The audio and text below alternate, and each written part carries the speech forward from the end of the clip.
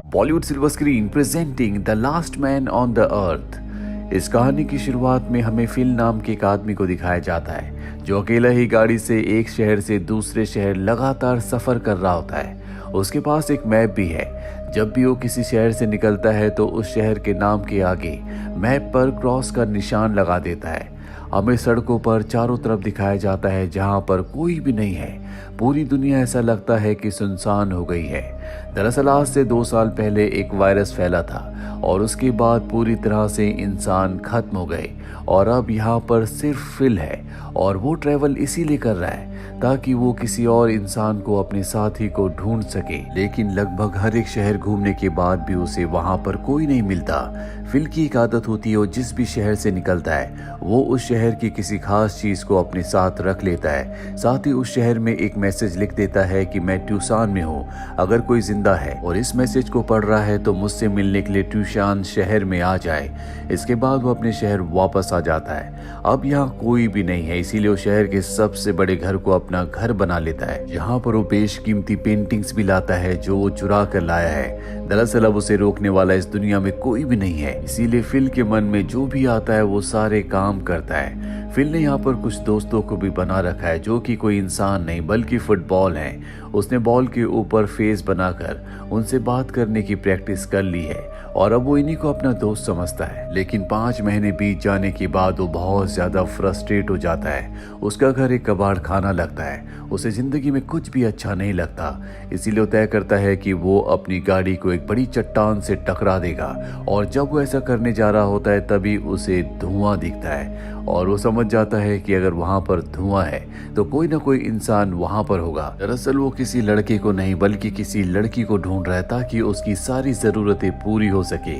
और अब वो उस धुएं वाली जगह पहुंच जाता है जहां वो देखता है कि किसी लड़की के कपड़े सूख रहे हैं, जो देखकर वो इतना खुश हो जाता है कि बेहोश हो जाता है। और तभी उसे दिखता है कि उसके सामने एक बहुत सुंदर लड़की है जिसे देखते ही वो मंत्र मुग्ध हो जाता है। पर जब उसे होश आता है तो देखता है कि उसके सामने कोई बहुत सुंदर जवान लड़की नहीं बल्कि एक लेडी होती है जो उम्र में उससे बड़ी है।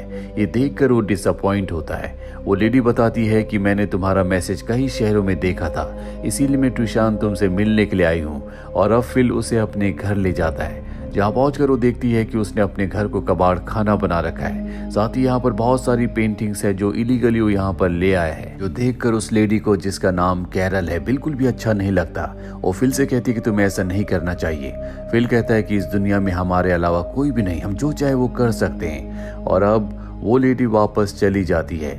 पर जब फिल अगली सुबह उठता है तो देखता है कि कैरल उसके घर की सफाई कर रही है और इस बात पर इन दोनों के बीच आर्ग्यूमेंट होना शुरू हो जाते हैं। दरअसल ये दोनों हमेशा आपस में अब लड़ना झगड़ना शुरू कर देते हैं क्योंकि इन दोनों के विचार नहीं बनते।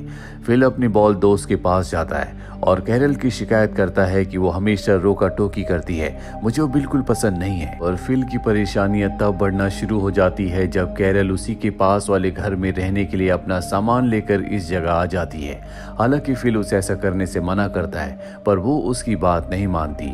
और अब कैरल जो कि बहुत ही अच्छे से रहती है, वो अपने घर के पास गार्डन में जहाँ पहले से टमाटर लगे होते हैं वहां पर गार्डनिंग करना चाहती है। वो फिल के पास जाती है और कहती है कि मुझे पानी चाहिए, लेकिन फिल उसकी मदद करने से साफ साफ मना कर देता है। इसके बाद वो उसके सामने एक बहुत ही फ्रेश टमाटर खाती है जो देखकर फिल को गुस्सा आता है। रात को वो उसके गार्डन में जाकर उसके सारे टमाटर खा लेता है। अगली सुबह कैरल उसके पास आती है और कहती है कि तुमने मेरे टमाटर खाए। फिल साफ साफ मना कर देता है जबकि उसके पूरे कपड़ों पर उसके फेस पर टमाटर लगे होते हैं। कैरल जब वहां से जाने लगती है तो फिल देखता है कि वो लंगड़ा कर चल रही है। दरअसल पानी लाने की कोशिश में उसके पैर पर चोट लग गई होती है, इसीलिए फिल उस वाटर पंप को ऑन कर देता है जिससे उसके गार्डन में पानी आ सकता है। और अब कैरल उसे रात को डिनर पर इनवाइट करती है जहां पर कैरल उससे कहते कि शायद भगवान ने हम दोनों को इसीलिए जिंदा रखा है ताकि हम इस दुनिया में आबादी को बढ़ा सके और इसके लिए हमें बच्चे पैदा करने होंगे। ये सुनते ही फिल खुश हो जाता है, कहता है कि मैं बच्चे पैदा करने के लिए तैयार हूँ। पर कैरल उसे कहती है बिना शादी के मैं ऐसा नहीं कर सकती। और अब फिल उससे शादी करने के लिए मान जाता है। ये चर्च में जाकर एक रिकॉर्डेड टेप से, जिसमें मंत्रों का उच्चारण होता है, शादी कर लेते हैं। और फिल से यहाँ पर एक गलती हो जाती है, वो कैरल के लिए रिंग नहीं लाता, इसीलिए कैरल नाराज होकर वहां से चली जाती है। फिल उसे मनाने के लिए जब उसके घर जाता है तो वो देखता है कि कैरल ने बहुत शानदार तैयारी कर रखी है और ये देखकर उसे दुख होता है। उसे अपनी गलती का एहसास होता है। वो कैरल से दिल से माफी मांगता है और उसे एक ज्वेलरी शॉप में ले जाकर बहुत सारी उसकी पसंद की रिंग्स पहना देता है और इस तरह से इन दोनों की शादी हो जाती है। और शादी के बाद फिल को दिखाया जाता है कि वो खुश नहीं है। दरअसल उसने बहुत ही सुंदर पत्नी का सपना देखा था जो उससे भी यंग हो, लेकिन उसके हाथ कुछ और ही लगा और अब ये दोनों के दोनों शहर घूम रहे होते हैं। तभी इनकी गाड़ी एक दूसरी गाड़ी से टकराती है और इसमें फिल और कैरल को चोट नहीं लगती। फिल अपनी गाड़ी से उतरकर दूसरी गाड़ी की तरफ भागता है और तभी उस गाड़ी से एक बहुत ही सुंदर जवान लड़की बाहर निकलती है जिसे फिल देखता ही रह जाता है। इस लड़की का नाम मेलिसा है। अब फिल और कैरल की गाड़ी खराब हो चुकी है, इसीलिए मेलिसा इन्हें लिफ्ट देती है। गाड़ी में फिल मेलिसा को देखता ही रहता है क्योंकि उसने जिस तरह की लड़की का सपना देखा था वो कैरल नहीं बल्कि मेलिसा है। कैरल मेलिसा को फिल की और अपनी शादी के बारे में बता देती है, जो बात बिल्कुल भी फिल को अच्छी नहीं लगती। और अब मेलिसा इन्हें घर पर छोड़ने के बाद तय करती है कि वो इन्हीं के पड़ोस में रहेगी, जिससे फिल को बहुत खुशी होती है। बार बार उससे बात करने की, उसे अपनी बातों से इम्प्रेस करने की कोशिश करता है, पर कैरल ऐसा नहीं होने देती। हर बार वो वहां पर आ जाती है। फिल अपनी शेव भी कर देता है जो उसने पिछले कई महीनों से नहीं की, लेकिन फिल का ये लुक ना तो उसकी पत्नी को यानी कि कैरल को और ना ही मेलिसा को पसंद आता है। लेकिन फिल हार नहीं मानता। वो अपनी उस दाढ़ी को, जिसे उसने कई महीनों से नहीं काटा, मेलिसा के लिए उस दाढ़ी का बलिदान देकर क्लीन शेव होकर मेलिसा और कैरल के सामने आता है। पर इन दोनों को उसका लुक अच्छा नहीं लगता। पर फिल हार मारने वाला नहीं है, वो मेलिसा को पटाना चाहता है। इसीलिए वो जब अंदर आती है तो जानबूझकर पहले से एक्सरसाइज करना शुरू कर देता है ताकि वो मेलिसा को इम्प्रेस कर सके। और शायद मेलिसा को इस बात से कोई फर्क नहीं पड़ता। वो बाहर खड़ी गाड़ी के बारे में पूछती है जो फिल उसके लिए लाया होता है और तभी वहां दूसरी तरफ उसकी पत्नी कैरल देख लेती है, जिसके बाद वो मेलिसा को अपने पास बुलाती है और अपनी और फिल की शादी की एल्बम उसे दिखाती है। इस एल्बम में जितनी भी फोटोज होती हैं वो सब की सब खुद कैरल ने ड्रॉ की होती है, जो देखकर मेलिसा को बहुत अच्छा लगता है। दरअसल मेलिसा के हस्बैंड ने उसे चीट किया था, जिसके बाद उसने अपने हस्बैंड को छोड़ दिया था। इसीलिए मेलिसा को चीटर लोग पसंद नहीं है। अब मेलिसा अगले दिन इन दोनों को अपने घर पर डिनर के लिए इनवाइट करने के लिए जाती है, लेकिन फिल पहले से बाहर होता है और वो मेलिसा से कहता है कि मैं रात को जरूर आऊंगा। लेकिन कैरल की तबीयत खराब नहीं है और वो अकेला ही मेलिसा के घर पहुंच जाता है, जहां पर ये दोनों बातें करते हैं। और बातों ही बातों में मेलिसा कह देती है कि अगर तुम सिंगल होते तो शायद हम दोनों रिलेशनशिप में जा सकते थे। ये सुनते फिल के अंदर की दबी हुई इच्छाएं एक बार फिर से जाग जाती है और वो तय करता है कि वो कैरल को डिवोर्स दे देगा। वो कैरल के पास जाता है, पर वो देखता है कि वो अपनी शादी की फोटो के लिए एक बहुत अच्छा फ्रेम बना रही होती है और ये देखकर वो उसे कुछ भी नहीं कह पाता। और फिल हार नहीं मानना चाहता और किसी भी तरह से मेलिसा के साथ एक रात गुजारना चाहता है। इसीलिए वो कैरल से कहता है कि हमें पॉपुलेशन बढ़ानी है। तुम्हें पता है ना कि ईश्वर ने हमें क्यों जिंदा रखा है और इसके लिए मुझे किसी भी कीमत पर मेलिसा के साथ सोना होगा। हालांकि फिल की पत्नी कैरल ऐसा चाहती तो नहीं है, लेकिन वो उसकी बातों में आ जाती है और अब मेलिसा को ये लोग समझाते हैं और फाइनली तय होता है कि दोनों एक साथ रात बिताएंगे। ये वो पल होता है जिसका फिल को बहुत वक्त से इंतजार था। वो इसकी बहुत अच्छी तैयारी करता है और जब ये आउटडोर में बेड की तरफ जा रहे होते हैं तभी एक गाड़ी इनके पास आकर रुकती है, जिसमें से एक मोटा मूंछों वाला आदमी निकलता है जिसका नाम टॉड है। ये देखकर फिल पूरी तरह से हैरान हो जाता है क्योंकि टॉड ने रंग में भंग डाल दिया और अब मेलिसा टॉड से बहुत अच्छे से बात करने लगती है और ये सब के सब एक साथ बैठ जाते हैं। जहां मेलिसा टॉड की बातों में बहुत इंटरेस्ट ले रही होती है और ये बात फिल को बिल्कुल अच्छी नहीं लगती, इसीलिए वो टॉड के मोटापे का मजाक उड़ाता है। टॉड कहता है पहले मैं भी बिल्कुल फिट था, लेकिन मेरे पेरेंट्स की मृत्यु के बाद टेंशन में, स्ट्रेस, डिप्रेशन में मैं ऐसा हो गया। मेलिसा को उसके लिए बहुत बुरा लगता है। वहीं टॉड की वजह से फिल का जो प्लान था वो पूरी तरह से चौपट हो चुका है और अगली सुबह सब के सब बाहर डेट पर जाने का प्लान बनाते हैं। लेकिन कैरल किसी तरह से फिल को अपनी बीमारी का बहाना बनाकर रोक लेती है और टॉड और मेलिसा बाहर जाते हैं, जहाँ पर ये दोनों बहुत एंजॉय करते हैं। ये दोनों एक दूसरे के साथ बहुत खुश हैं और फिल झाड़ियों के पीछे से सब कुछ देखकर देखकर अंदर ही अंदर जल रहा होता है। फिल तय करता है कि किसी भी तरह से मेलिसा को टॉड से दूर करेगा और अगले दिन वो इन दोनों को टेनिस खेलने के लिए बुलाता है। और जब ये चारों के चारों टेनिस कोर्ट पर होते हैं, फिल जानबूझकर अपनी टी शर्ट उतार देता है और इसके बाद वो टॉड को भी ऐसा करने के लिए कहता है ताकि टॉड की फैट शेमिंग कर सके, उसके मोटापे का मजाक उड़ा सके। टॉड उसके कहने पर अपनी टी शर्ट उतार देता है और तभी मेलिसा देखती है कि उसके पेट पर एक कट का निशान है। वो उससे उस कट के बारे में पूछती है। टॉड बताता है कि उसने अपनी किडनी अपने भाई को डोनेट की थी, लेकिन फिर भी वो अपने भाई को नहीं बचा पाया। और ये कहते कहते वो इमोशनल होकर वहां से चला जाता है। मेलिसा भी उसके पीछे जाती है, जो देखकर फिल को बहुत गुस्सा आता है। एक बार फिर से उसका प्लान पूरी तरह से चौपट हो गया और जब वो उन दोनों को छुपकर देख रहा होता है तो देखता है कि वो दोनों एक दूसरे को किस कर रहे हैं, जो देखकर फिल को अंदर ही अंदर बहुत गुस्सा आता है, क्योंकि वो टॉड की जगह अपने आप को इस जगह देख रहा होता है। वहां पर उसकी पत्नी कैरल भी होती है, जो इन दोनों के लिए बहुत खुश है। फिल अब भी हार नहीं मानता। वो एक बार फिर मेलिसा के पास जाता और टॉड के लिए उसे भड़काने की कोशिश करता है, लेकिन अब मेलिसा टॉड से प्यार करती है, उसके दिल में उसके लिए फीलिंग्स है, इसीलिए वो इस बात पर फिल को डांटती है। फिल को भी इस बात का एहसास होता है कि उसने गलती की, इसीलिए अगली सुबह जाकर वो मेलिसा से माफी मांगता है, लेकिन वो किसी भी कीमत पर मेलिसा को टॉड की जिंदगी से अलग करना चाहता है। पूरी रात टॉड के घर से म्यूजिक की आवाज आती है, जिससे फिल सो नहीं पाता। उसे पता है कि मेलिसा और टॉड कुछ न कुछ कर रहे हैं। और अगली सुबह जब वो टॉड से जाकर मिलता है और उससे रात की म्यूजिक के बारे में पूछता है, तो टॉड उसे बताता है कि मेलिसा और उसके बीच में वो सब कुछ हो चुका है जो कभी वो मेलिसा के साथ करना चाहता है, और इससे उसके सारे सपने टूट जाते हैं। फिल अब तय कर लेता है कि वो टॉड को कहीं दूर छोड़ आएगा। वो उसे किसी बहाने से अपनी गाड़ी में अपने साथ ले जाता है और उस जगह से जहां पर ये रहते हैं बहुत दूर छोड़ देता है। पर जब वो वापस अपने घर की तरफ आ रहा होता है, तभी उसे एहसास होता है कि ये गलत है, टॉड की जान जा सकती है। इसीलिए वापस टॉड के पास आता है और कहता है चलो घर चले। टॉड को लगता है कि फिल मजाक कर रहा था, लेकिन फिल सच में उसे यहाँ पर छोड़ने आया था। टॉड फिल को बहुत अच्छा इंसान समझता है, लेकिन उसे नहीं पता कि फिल सच में उसे मेलिसा से दूर करना चाहता है। और अब फिल का सिर्फ एक ही सपना, एक ही मकसद है कि उसकी पत्नी कैरल और मेलिसा दोनों उसकी तारीफ करें, क्योंकि वो दोनों की दोनों हमेशा टॉड की ही तारीफ करती हैं। और अब फिल अपनी तारीफ करवाने के लिए एक गाय को जो उसे सड़क पर मिली होती है घर ले आता है, जिससे सब के सब बहुत इम्प्रेस होते हैं। लेकिन प्रॉब्लम ये होती है कि किसी को भी गाय का दूध निकालना नहीं आता। तभी टॉड कहता है कि उसने ये काम अपने अंकल की फार्म में सीखा है, वो गाय का दूध निकालेगा, जिससे कैरल और मेलिसा बहुत ज्यादा इम्प्रेस हो जाती है और वो तारीफ जो कि फिल को मिलनी चाहिए थी वो अब टॉड को मिलती है। इस बात से फिल को बहुत गुस्सा आता है।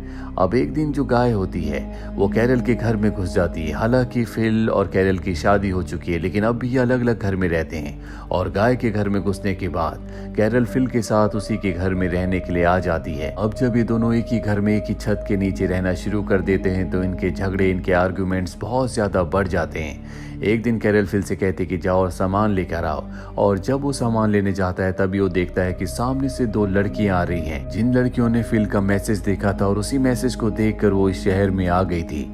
फिल जब उन दोनों लड़कियों को देखता है तो उसका मुंह खुला का खुला रह जाता है। वो कैरल, मेलिसा और टॉड के बारे में इन दोनों लड़कियों को नहीं बताता। वो झूठ कहता है कि मैं यहाँ पर अकेला ही हूँ। और ये दो लड़कियां जिस घर में रह रही होती हैं, फिल उस घर में भी आता है। ये दोनों लड़कियां कहती है कि रात को तुम हमारे घर पर डिनर पर आ सकते हो। और इसके बाद फिल वापस अपने घर आता है। फिल अब बहुत खुश है क्योंकि उसके पास अब नया शिकार है। वो अपनी पत्नी कैरल से कहता है कि आज मैं रात को कैंपिंग के लिए जा रहा हूँ। कैरल भी उस पर शक नहीं करती और फिल अकेला ही घर से निकल जाता है और सूट बूट पहनकर वो उन दोनों लड़कियों के घर पहुंच जाता है, जहां पर वो उनके साथ डिनर करता है। फिल को आज बहुत अच्छा लग रहा होता है। उसे अब पूरी उम्मीद है कि वो इस बार कामयाब हो जाएगा। वो इन दोनों लड़कियों को अपना शिकार बनाएगा। इसके बाद ये तीनों की तीनों लॉन्ग ड्राइव पर जाते हैं। वहीं कैरल को दिखाया जाता है जो टॉड और मेलिसा के साथ डिनर करने जाती है और बताती है कि आज फिल कैंपिंग के लिए गया है, लेकिन मेलिसा को उस पर शक है। वो फिल पर विश्वास नहीं करती। टॉड कहता है कि फिल एक अच्छा इंसान है। आज वो मुझे अपने साथ कहीं दूर ले गया था जहाँ पर वो मुझे छोड़ने वाला था, क्योंकि मैं उसकी नजरों से दूर हो गया था, पर किसी तरह से उसने मुझे ढूंढा और वापस घर ले आया और अब हमें भी उसे सरप्राइज देना चाहिए। और टॉड के कहने पर ये तीनों की तीनों गाड़ी से अब फिल को ढूंढने के लिए निकल पड़ते हैं और तभी इनके सामने गाड़ी आती है जिसे देखकर ये हैरान भी होते हैं और खुश, क्योंकि इन्हें पता है कि इसमें भी कोई इंसान होंगे। जिसके बाद उस गाड़ी से वही दोनों लड़कियां बाहर निकलती हैं और उन्हें देखकर ये तीनों की तीनों बहुत खुश हो जाते हैं। लेकिन फिल अपने आप को गाड़ी की सीट के पीछे छुपा रहा होता है। ये दोनों लड़कियां कैरल, मेलिसा और टॉड से कहती हैं कि हमारे साथ एक और साथी है जो इस दुनिया में पूरी तरह से अकेला है, वो भी शहर में अकेला भटक रहा था, आओ हम तुम्हें उनसे मिलवाते हैं। और इसके बाद जब ये तीनों की तीनों गाड़ी के पास फिल को देखते हैं, जिससे टॉड, मेलिसा और कैरल को बहुत गुस्सा आता है। अब फिल का झूठ पकड़ा गया, इसीलिए पांचों के पांचों फिल को यहीं पर छोड़कर गाड़ियां लेकर निकल जाते हैं। फिल पूरी रात पैदल चलता हुआ किसी तरह से सुबह घर तक पहुंचता है, जहां पर पांचों के पांचों लोग एक दूसरे के साथ बहुत अच्छे से बात कर रहे होते हैं। फिल भी उनसे बात करने की कोशिश करता है, लेकिन फिल से कोई भी बात नहीं करना चाहता और इस बात से फिल फ्रस्ट्रेट हो जाता है और वो सारा सच बता देता है जो भी उसके मन में, उसके दिल में होता है। कैरल को इस बात से बहुत गुस्सा आता है और वो फिल को डिवोर्स दे देती है, जिसके बाद फिल आजाद हो चुका है, यानी कि अब उसके पास कोई भी बंधन नहीं है। अब यहाँ पर फिल के मैसेज को देखकर एक और लड़का आ जाता है जिसका नाम भी फिल होता है, लेकिन उसका पूरा नाम फिल मिलर है, इसीलिए सब उसको मिलर कहकर पुकारते हैं ताकि कोई भी कंफ्यूजन ना हो। मिलर की पर्सनैलिटी बहुत ज्यादा अच्छी होती है, इसीलिए सब के सब उससे इम्प्रेस होते हैं। वो दो नई लड़कियां और साथ ही कैरल ज्यादा से ज्यादा वक्त मिलर के साथ बिताते हैं, जो देखकर फिल को बहुत गुस्सा आता है। लेकिन अब फिल की कोई परवाह नहीं करता, क्योंकि कोई उस पर भरोसा नहीं करता। साथ ही मिलर यहाँ पर जिसकी जो प्रॉब्लम होती है उन सभी प्रॉब्लम्स को सॉल्व कर देता है। वो कैरल के घर के अंदर से गाय को भी भगा देता है, जो अभी तक कोई नहीं कर पाया होता। फिल जानता है कि सब लड़की मिलर से बहुत ज्यादा इम्प्रेस है, इसीलिए तय करता है कि वो उसे अपने घर ले जाएगा, क्योंकि वो नहीं चाहता कि कोई भी लड़की उसके साथ सोए।